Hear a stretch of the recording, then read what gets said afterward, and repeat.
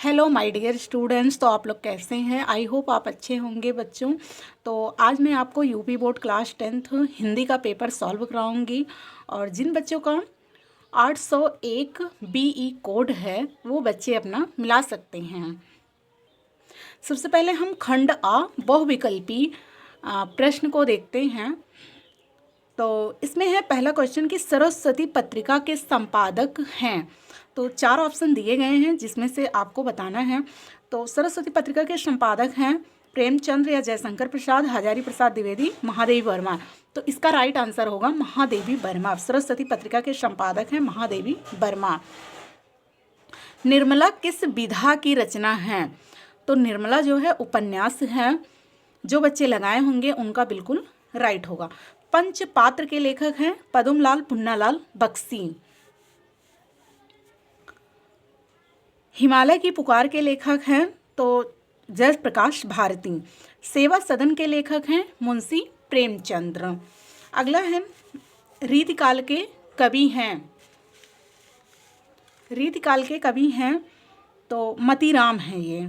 दूसरा सप्तक जो तार सप्तक है प्रकाशित हुआ था तो किस सन में प्रकाशित हुआ था?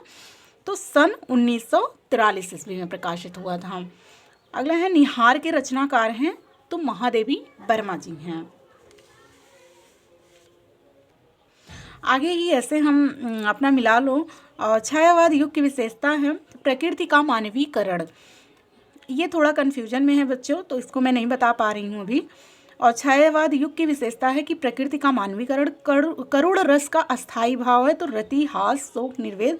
तो करुण रस का अस्थाई भाव है शोक। अगला है जहाँ उपमेय को उपमान पर सीधा आरोपित कर दिया जाता है तो वहाँ कौन सा अलंकार होता है? तो रूपक अलंकार है।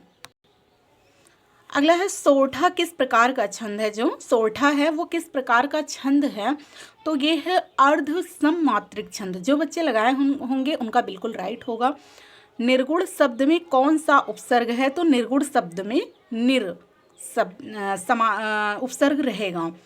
नील कमल में कौन सा समास है? तो नील कमल में कर्मधारय समास है। देवनदी का पर्यायवाची शब्द है गंगा। युष्माभि शब्द में विभक्ति वचन है तो तृतीय विभक्ति बहुवचन है। विकारी पद कितने प्रकार के होते हैं? तो 4 प्रकार के होते हैं। अर्थ के आधार पर वाक्य के कितने भेद हैं? तो अर्थ के आधार पर वाक्य के 8 भेद हैं। आदर्श से गाया नहीं जाता, इसमें कौन सा वाच्य होगा? तो इसमें कृतवाच्य होगा। जो बच्चे लगाए होंगे उनका राइट है। अब आगे है खंडबाम जिसको हम वर्णनात्मक प्रश्न कहते हैं जो कि हमें आंसर लिखना है। अभी तक तो ऑब्जेक्टिव था, अब हम रिटन का देखेंगे। तो इसमें जो है खंडबा में आपको एक पैसेज दिया जाएगा कि निम्नलिखित गद्यांश पर आधारित दिए गए प्रश्नों के उत्तर दीजिए। तो जो ये पैसेज दिया गया है, गद्यांश दिया गया है, इसका जो है 3 क्वेश्चन दिया रहेगा इसी से रिलेटेड आपको करना है। तो ये हम लोग कच्ची मिट्टी की मूर्ति के समान रहते हैं। ये जो है मित्रता पाठ से लिया गया है और जिसके लेखक हैं आचार्य रामचंद्र शुक्ल जी हैं। रेखांकित अंश की व्याख्या कीजिए। तो जो ये रेखांकित किया गया है बच्चों इसका व्याख्या करना था थोड़ा सा अपने शब्दों में मिलाकर। किन लोगों का संगत करना हमारे लिए बुरा है? तो जब आप ये गद्यांश पढ़े होंगे तो इसमें लिखा गया कि ऐसे लोगों का साथ करना हमारे लिए बुरा है जो हमसे अधिक दृढ़ संकल्प के हैं, क्योंकि हमें उनकी हर एक बात बिना विरोध के मान लेनी पड़ती है। पर ऐसे लोगों का साथ करना और बुरा है जो हमारी ही बात को ऊपर रखते हैं, क्योंकि ऐसी दशा में न तो हमारे ऊपर कोई दबाव रहता है और न ही हमारे लिए सहारा रहता है। जो भी बच्चे ऐसे लिखे होंगे उनका आंसर राइट होगा। और अथवा करके दिया गया है सेकेंड गद्यांश।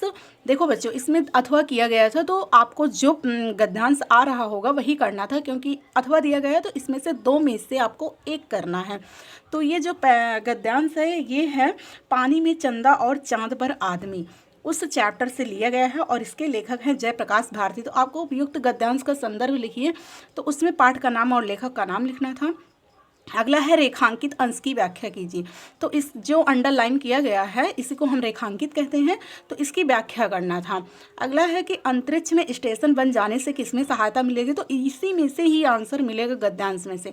तो इसमें देखिए कि स्टेशन बन जाने पर ब्रह्मांड के रहस्यों की परतें खोलने में काफ़ी सहायता मिलेगी, तो ये आंसर था।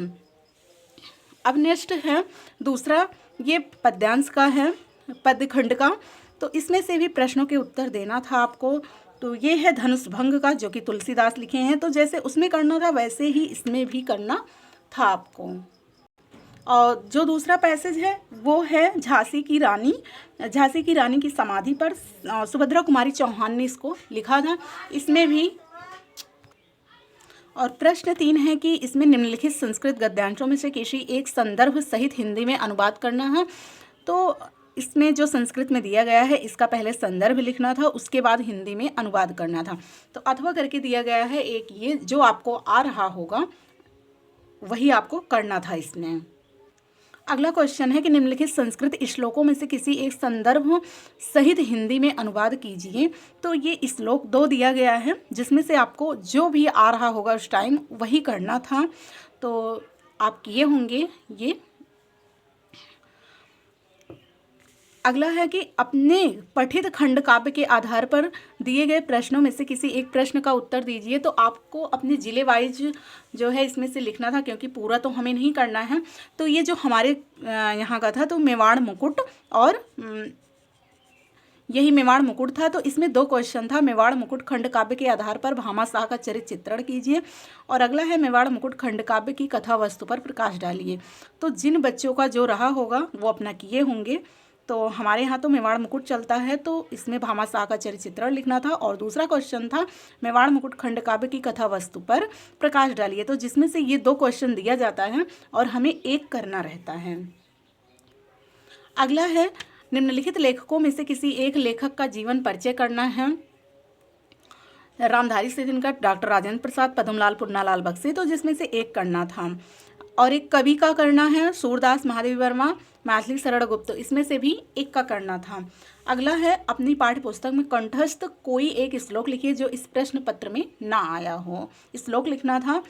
और 2 पत्र दिया गया है। तो वाद विवाद प्रतियोगिताओं में प्रथम स्थान प्राप्त करने पर अपने चचेरे भाइयों को बधाई देते हुए पत्र लिखना था। और दूसरा था कि आपके विद्यालय से ही संबंधित है कि पुस्तकालय में हिंदी की पत्र पत्रिकाएं नहीं मंगाई जाती हैं, तो इसकी शिकायत करते हुए प्रधानाचार्य को एक पत्र लिखना था।